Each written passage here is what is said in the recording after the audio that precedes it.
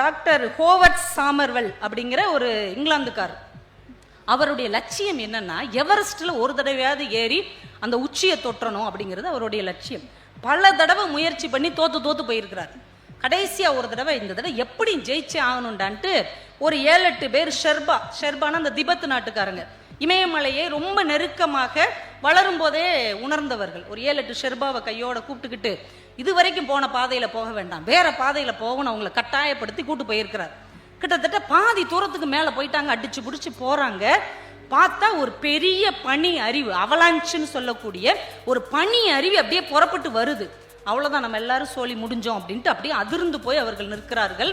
அந்த வர்ற அருவி இவருக்கு முன்னாடி ஒரு இமயமலையிலுடைய ஒரு பாறை அப்படியே குச்சி மாதிரி நிக்குது. அந்த குச்சியில தட்டி அந்த பனி அருவி 2ஆ பிரியுது. இவர் கரெக்டா அந்த குச்சிக்கு முன்னாடி நிக்கிறார். அப்படி 2ஆ பிரிஞ்சு இவர் பக்கத்துல இருந்து அந்த 8 வரையும் அள்ளிட்டு போயிடுது. கண்ணுக்கு முன்னாடி அப்படியே அள்ளிட்டு போயிடுது. இவர் அப்படியே நிக்கிறார். கண்ணை மூடி திறக்கிறதுக்குள்ள கூட வந்தவங்க எல்லாரும் காலி. இவருக்கு முன்னாடி அந்த குச்சி இருக்கிறது, அந்த பனி அருவி அது மேல இப்படி வந்து இவர் பார்க்கும்போது அது சிலுவை மாதிரி தெரிகிறது.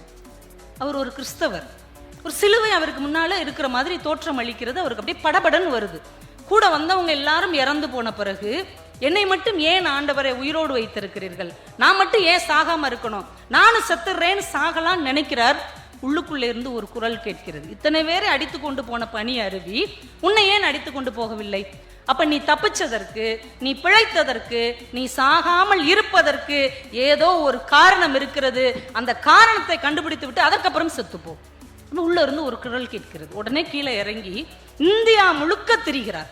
ஏன் நான் உயிரோட இருக்கிறேன், நான் ஏன் சாகவில்லைன்னு தேடிட்டே இருக்கிறார். அவர் ஒரு டாக்டர்.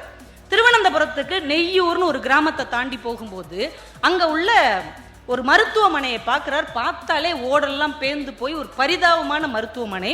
ஒரே ஒரு டாக்டர் தான் இருக்கிறார். 500 நோயாளிகள் வெளியில உட்கார்ந்துருக்கிறாங்க. பயங்கரமா காலரா பரவி கொண்டு இருக்கிற ஒரு காலகட்டம். எல்லாம் இன்னைக்கோ நாளைக்கோன்னு சாக கிடக்குறாங்க. இந்த இடத்தில் நமக்கு வேலை இருக்கிறது என்று உள் உணர்வு சொல்லுகிறது. அந்த மருத்துவமனைக்கு போய் இன்சார்ஜ் எடுத்துக்கிறார். அவருடைய சொந்த சொத்தை எல்லாம் இங்கிலாந்துக்கு போய் வித்து அந்த பணத்தை வைத்து அந்த ஊரில் ஒரு மிக பிரமாண்டமான மருத்துவமனையை தன் செலவில் கட்டுகிறார். அந்த மக்களை எல்லாம் காப்பாற்றுகிறார். 20 வருடம் அந்த ஊரில் இருந்து தன்னுடைய பணி இனிமே தேவையில்லை என்று தோன்றிய பிறகு இங்கிலாந்துக்கு போய் கொஞ்ச காலம் இருந்து விட்டு இறந்து போகிறார். நம்ம எப்பயுமே ஒரு கேள்வி நமக்குள்ள வந்துகிட்டே இருக்கும், எதுக்காக கடவுள் நம்மளை இப்படி வாழ வச்சிருக்கான்? இந்த கேள்வி எல்லாருக்குள்ளேயும் ஏதோ ஒரு கட்டத்தில் வரும் இல்லையா? இனிமே அந்த கேள்வியை அழிச்சிருங்க.